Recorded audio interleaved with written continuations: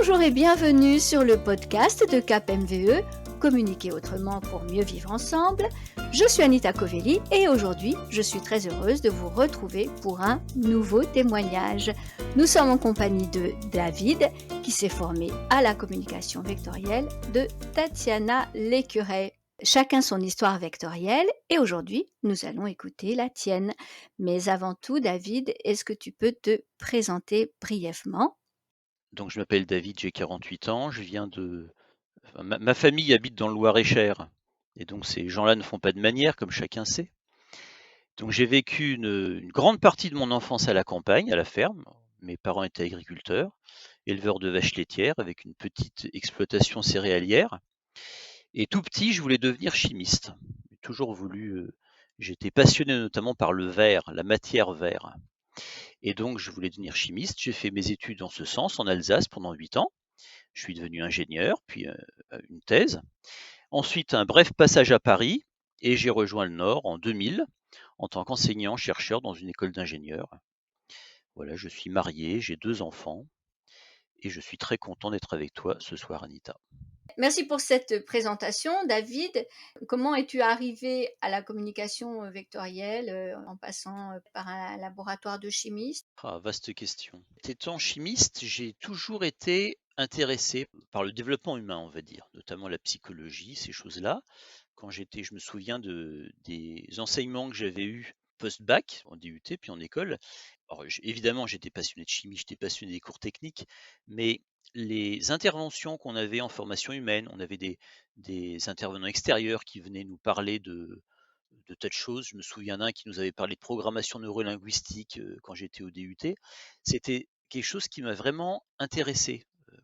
En terminale, j'avais découvert un peu la psychanalyse, des choses comme ça. Et j'ai toujours eu ce souci de comprendre un petit peu finalement l'inconscient. Et grâce à la psychologie vectorielle, j'ai compris pourquoi j'avais besoin de ça.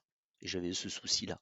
Justement, ça a fait le lien avec, alors, quand je dis que je me suis intéressé à la psychanalyse, j'en ai pas fait beaucoup, hein, faut relativiser, mais j'avais lu notamment, je me souviens étant en terminale, j'avais lu Introduction à la psychanalyse de Freud avec, des choses qui m'avaient marqué, notamment le fait que les enfants passent différents stades pour se développer et en fait, ce sont les quasiment les premiers mots dans les formations de Tatiana. C'est qu'on commence quand on définit, la psychologie systémique vectorielle, d'où ça vient? Eh bien, ça vient notamment de la psychanalyse et en fait, c'est un développement. Alors c'est un développement un siècle après, ça complète, ça englobe les bases qu'a posées Freud et certains autres et ça oui, voilà, ça les complète, ça les développe et donc j'avais trouvé une logique avec ça que j'ai trouvé, alors je ne sais pas si je peux dire que c'était rassurant, mais en tout cas, j'étais pas perdu. C'est-à-dire que le 1er contact en formation avec Tatiana, j'étais pas perdu et donc ça m'a donné envie de continuer. C'était éclairant, rassurant et éclairant. Ouais. On parlait à la fois de programmation linguistique, de psychanalyse, de la connaissance de l'humain d'une manière générale. Est-ce que tu ferais des liens entre la communication vectorielle et d'autres outils de connaissance de l'humain? Oui, bien sûr, j'ai été initié à l'anéagramme, par exemple, j'ai été initié au modèle MBTI, il y a un modèle qui s'appelle ComColors qui est basé sur des couleurs, un petit peu comme les vecteurs, un peu d'analyse transactionnelle, un peu de programmation neurolinguistique, donc ça, c'est des choses que je connaissais déjà et en fait, tous ces modèles, finalement, à un moment ou à un autre, on arrive à les mettre en relation, on arrive à s'y retrouver. Mais ce qui est tout à fait intéressant avec la communication vectorielle, c'est que j'ai l'impression que c'est un autre modèle, on pourrait dire un de plus. Et la première fois que j'ai entendu Tatiana sur des vidéos en parler, je me disais un de plus. Et finalement, il est, je trouve qu'il est assez intégratif. C'est-à-dire que on peut se baser sur d'autres modèles qu'on connaît déjà, mais j'ai l'impression qu'il va un peu plus loin. Il est plus systémique. Alors je ne sais pas si c'est le modèle ultime, mais en tout cas, je le trouve extrêmement complet. Et entre-temps, j'ai l'occasion de temps en temps de voir d'autres modèles, à droite à gauche et en fait, je reviens toujours au vecteur finalement. Des modèles, il y en a plein, il y a un certain nombre de chercheurs qui travaillent sur leur propre modèle. Mais finalement, le modèle vectoriel, je trouve qu'il est quand même très très intéressant pour pas mal de choses. Oui, oui, c'est ça et justement cet aspect, systémique, ça lui donne un caractère, beaucoup plus global parce que on se comprend mieux soi et forcément, ceux qui nous entourent autrement que par, leur vécu ou notre propre vécu, bien évidemment. Qu'est-ce que ça a apporté? Qu'est-ce que ça a changé, dans ta vie? Ça n'a pas révolutionné ma vie, hein, quand je vois des fois certaines personnes en formation, ça a vraiment révolutionné leur vie. Moi, j'en suis pas là. Ce que ça m'a apporté, c'est une meilleure connaissance déjà de moi, des autres et du monde. Et ça, c'est quand même, assez intéressant. Ce que ça m'a apporté aussi, c'est, un nouveau regard sur les choses et c'est aussi de conscientiser le corps. Ça pour moi, c'est vraiment quelque chose de nouveau. C'est-à-dire que moi, je suis quelqu'un de très mental à la base, avec quasiment une négation du corps, enfin, comme, tous les gens qui sont très mentaux et en fait, ça me dit: «Bah non, mais le corps, il est là, il faut s'en occuper un peu» et quand on s'en occupe pas, il crie. Ça m'amène à un peu plus m'écouter pour me dire: «Tiens, là, quand il y a des choses qui vont pas bien, mon corps m'alerte quelque part» et donc c'est être plus à l'écoute des besoins qui sont souvent inconscients, qui pour moi étaient complètement inconscients et là, ça me permet de les conscientiser. Oui, d'autant plus que dans cet outil, vectoriel, nous parlons bien de vecteurs hauts et de vecteurs bas et c'est pas pour rien qu'on a un corps donc effectivement, si la tête, marche en l'oubliant, ça peut pas vraiment fonctionner. Quel changement as-tu observé dans tes relations, autant sur un plan, personnel que sur un plan professionnel, depuis que tu utilises cet outil pour toi-même? Mais déjà, ça permet de mieux comprendre le fonctionnement des autres, de soi et des autres et de moins s'énerver. Dans les écoles, on apprend en faisant, souvent c'est un peu maladroit et on développe ses aptitudes, comportementales, par essai-erreur au contact d'autres personnes. Mais si on n'a pas de cadre, si on n'a pas de modèle pour, comprendre ça, bah, en fait, c'est pas évident de s'y retrouver, c'est pas évident de catégoriser, c'est pas évident de pas faire d'impair finalement.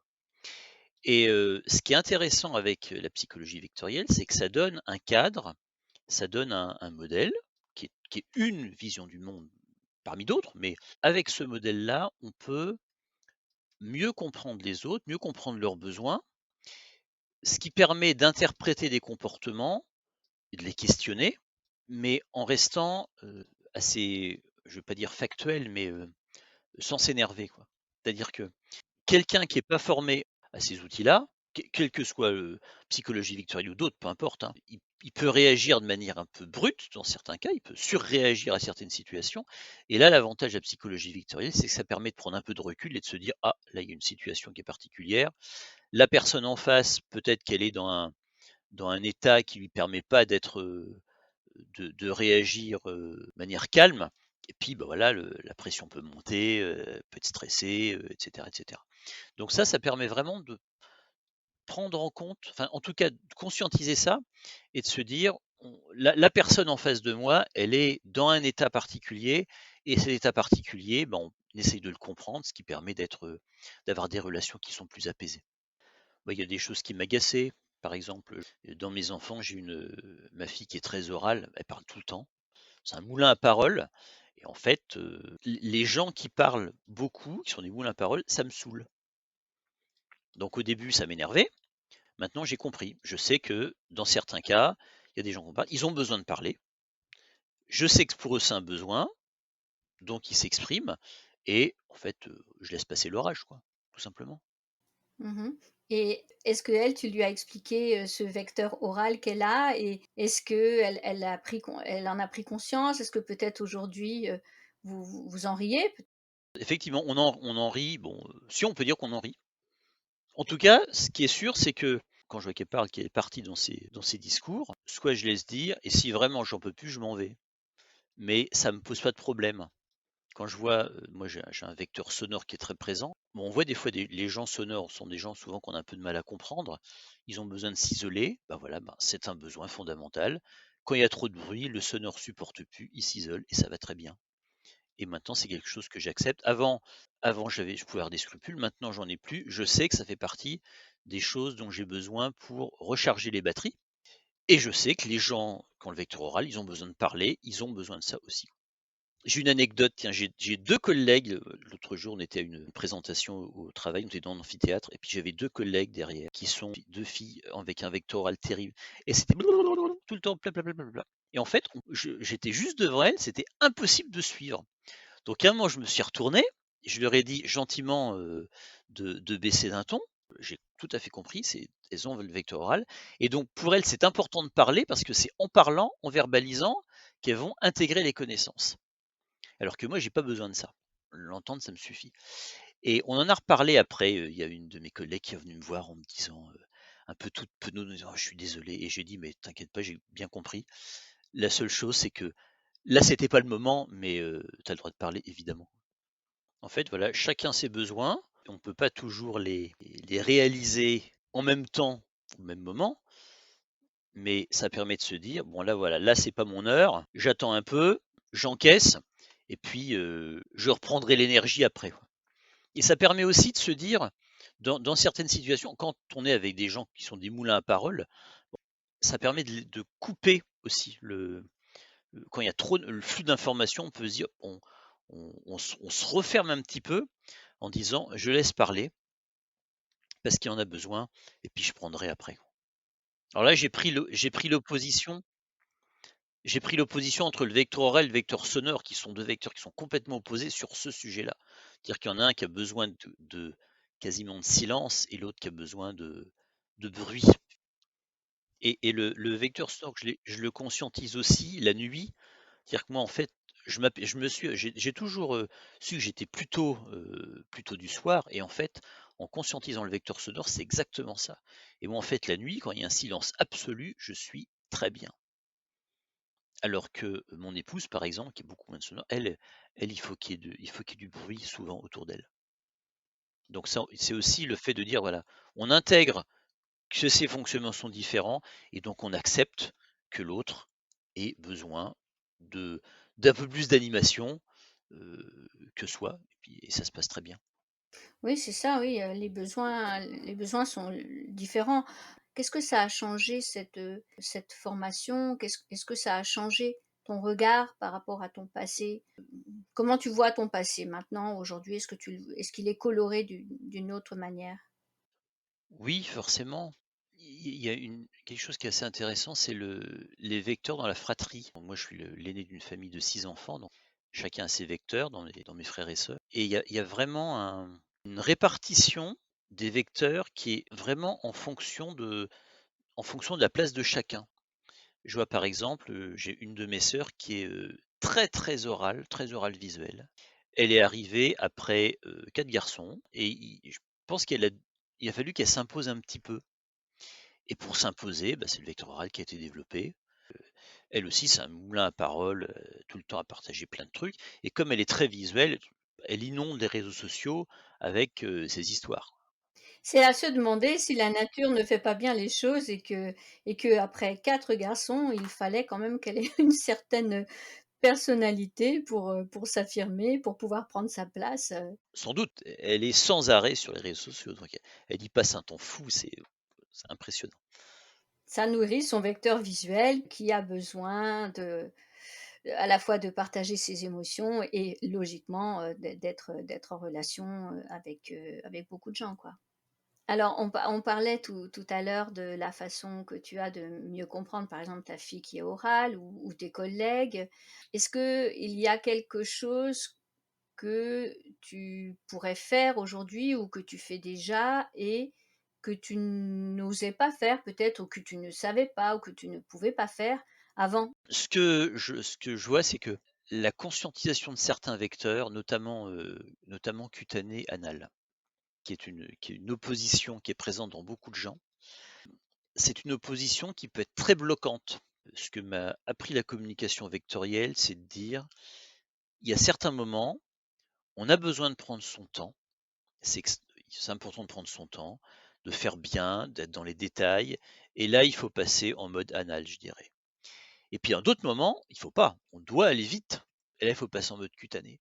Ça, c'est quelque chose que j'avais pas du tout intégré avant la formation et maintenant, j'en suis conscient et des fois, je me dis ce qui est intéressant avec la psychologie vectorielle, c'est qu'on se dit: «Ah, là, pour faire telle tâche, j'ai besoin d'activer tel vecteur» et c'est un peu comme si on avait un bouton à 8 positions, alors on n'a pas tous les 8 et clac, on switch sur une et c'est parti.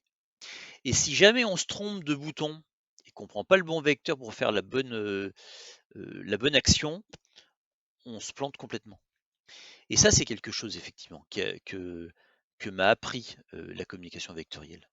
Voilà, et c'est d'ailleurs ça. Les vecteurs, c'est une combinaison, d'envie et de capacité. Donc ce que tu viens de dire, c'est logique. Et puis alors, tu parlais du vecteur anal et du vecteur cutané, qui sont assez opposés dans le sens, c'est vrai, où le cutané aime aller vite, et puis le anal, c'est l'inverse, il aime prendre son temps, hein, on va dire pour schématiser. Donc tu es plus en paix aujourd'hui avec, tes propres, contradictions. Et j'ai conscientisé que j'étais capable de faire les 2. Voilà, ça dépend vraiment, de paramètres qui m'échappent un peu. Ça, c'est aussi une des grandes découvertes de la psychologie vectorielle. Oui, ça permet de ne pas se mettre, soi-même dans une case, dans la case de celui peut-être dans laquelle on nous aurait mis à l'école, celui qui est toujours en retard, qui finit son travail après les autres, ou alors, à l'inverse, celui qui a, terminé avant tout le monde. Donc cette conscientisation, comment tu sens par rapport à cela? Ça t'évoque, quel sentiment? Une lumière qui s'allume dans le cerveau. C'est-à-dire qu'en fait, on entend des choses, on a un modèle qu'on découvre progressivement au cours de la formation et puis on échange beaucoup dans des tas de groupes et puis à un moment, tac, il y a une lumière qui s'allume. C'est un peu l'effet waouh des vecteurs. Et souvent quand on a compris, c'est comme s'il y avait un cran, c'est-à-dire que c'est un cran avec un clapet en tire-tour, c'est-à-dire qu'on avance et on sait qu'on ne reviendra pas en arrière. On progresse et on sait qu'on ne va pas régresser parce que ce truc-là, une fois qu'on l'a compris, c'est gravé dans la mémoire à jamais. Oui, je comprends. On est vraiment, dans ce qu'on appelle, le développement, personnel.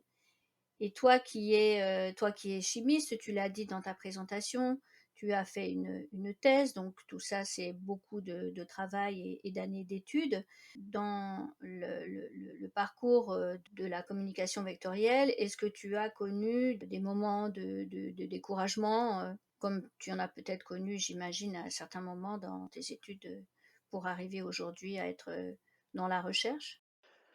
Oui, alors je ne suis plus dans la recherche. Là aussi, entre-temps, j'ai pris d'autres virages, mais des moments de découragement, il y en avait comme tout. Mais ce qui est tout à fait intéressant, c'est que Tatiana, elle a su développer une communauté autour de ses formations. En fait, elle assure le service après-vente. Et le service après-vente, c'est une communauté entre lesquelles on se retrouve assez fréquemment. On peut échanger, on peut partager sur nos différentes expériences. On vectorise, comme on dit entre nous, et ça permet vraiment de faire progresser. Et de temps en temps, il y a certains concepts qui sont un peu abstraits, on voit pas trop parce qu'on n'a pas d'exemple concret en face. Et en échangeant avec la communauté, on se fait confiance, on s'ouvre, et en fait, ça permet vraiment de prendre en compte d'autres manières de voir les choses, d'autres expériences de vie. Et en fait, c'est comme ça qu'on apprend également. On teste, on apprend, on progresse. Ouais, tout à fait. D'ailleurs, ce podcast que nous sommes en train d'enregistrer fait partie de ce service après-vente, dont tu parles. Heu, alors qu'est-ce que tu dirais à quelqu'un qui aurait, envie de se lancer dans cette, folle aventure vectorielle? Folle, je ne sais pas, mais en tout cas, qui nous happe, on va dire, hein, qui nous passionne, dès qu'on a mis les pieds dedans. Alors déjà, il faut avoir envie de se connaître et envie de progresser. Ce qui n'est pas donné à tout le monde. C'est pas une recette magique.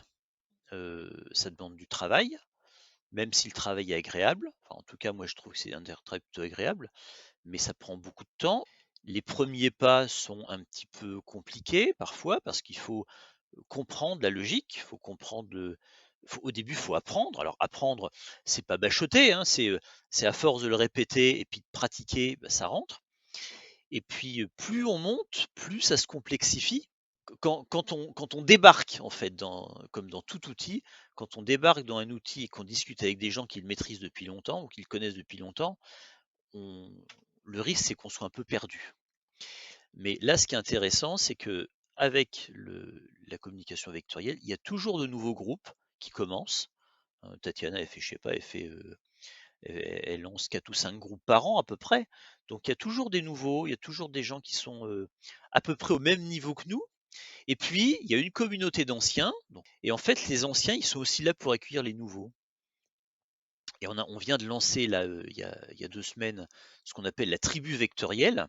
Et ben, la tribu vectorielle, ce sont des vectorisants qui ont envie de se retrouver et qui sont là pour se soutenir, pour discuter entre eux, pour faire évoluer l'outil.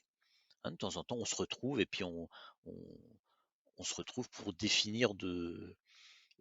appliquer la communication vectorielle à certains champs disciplinaires. On a un certain nombre de thérapeutes, par exemple, qui veulent utiliser les vecteurs dans dans leur pratique. Eh ben, ils l'utilisent, hein, c'est un moyen comme ça. Cette communauté vectorielle, cette tribu vectorielle, en fait, elle soude les gens. Quelqu'un qui aura envie de se lancer dans l'aventure, on a tout ce qu'il faut, on a tous les outils, on a tout l'environnement qui permet de le faire sereinement, sainement, et c'est une belle aventure. Maintenant, pour certains, la mayonnaise ne prend pas, mais en tout cas, quand la mayonnaise prend, c'est remarquable. En fait, une fois qu'on a fait le premier niveau, on comprend la mécanique du système.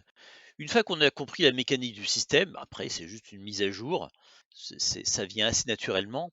Après, pour tout ce qui est les implications, ce qu'on appelle les combinaisons, les duos, etc., bien sûr, ça demande de la pratique, du temps, des échanges, mais on n'a pas besoin de ça pour commencer, quoi. Moi, ce que ça m'a aussi réappris, parce que Tatiana, elle est quand même pas mal bercée dans les pédagogies, ça m'a aussi réappris que quand on, quand on apprend quelque chose, il y a tout un certain nombre d'étapes qu'il ne faut pas brûler. Et donc moi, je suis enseignant, donc j'ai fait un peu de pédagogie, donc j'en étais conscient, je le disais à mes étudiants, mais j'avais un peu oublié. Et en fait, en reprenant finalement, quand je me reprojette sur tout ce qui est la formation vectorielle, donc qui est une formation quand même assez complète que j'ai eue, là, j'ai calculé, j'ai à peu près 180 heures à peu près hein, si je prends tout en compte, et bien en fait, je retrouve cette progression. C'est-à-dire que je retrouve où on arrive au tout début, on est le jeune padawan, hein, ou le petit scarabée, hein, ça dépend de vos références culturelles. Et en fait, on grandit progressivement, on apprend progressivement, on a des productions qui sont de plus en plus riches. Et pour gagner en expertise, alors j'ai pas la prétention d'être un expert, mais vraiment ce chemin-là, euh, ça aussi c'est quelque chose qu'on conscientise. Et maintenant, quand j'apprends des choses, j'avais tendance à vouloir brûler les étapes quand j'étais un peu plus jeune, vouloir apprendre vite, très vite pour aller à un certain niveau. Et en fait, maintenant, j'ai compris qu'il fallait prendre son temps. Et quand j'apprends, il y a des fois, je dis bon, ça j'ai pas compris, c'est pas grave, je lâche, et puis on verra plus tard. Et puis quand on revient dessus, on le reprend et ça rentre tout seul. Exactement. Ouais, c'est très intéressant tout ça. David, c'était un moment bien, bien agréable avec toi. Je te remercie beaucoup pour ce témoignage. Grâce à toi, eh bien, on a un peu plus de lumière autour de cette communication vectorielle. Merci à tous pour votre écoute. Pour ceux qui veulent se comprendre, communiquer autrement, je vous invite à vous rendre sur le site de Tatiana Lécuret, capmve.fr. À bientôt, David. Merci Anita, à bientôt.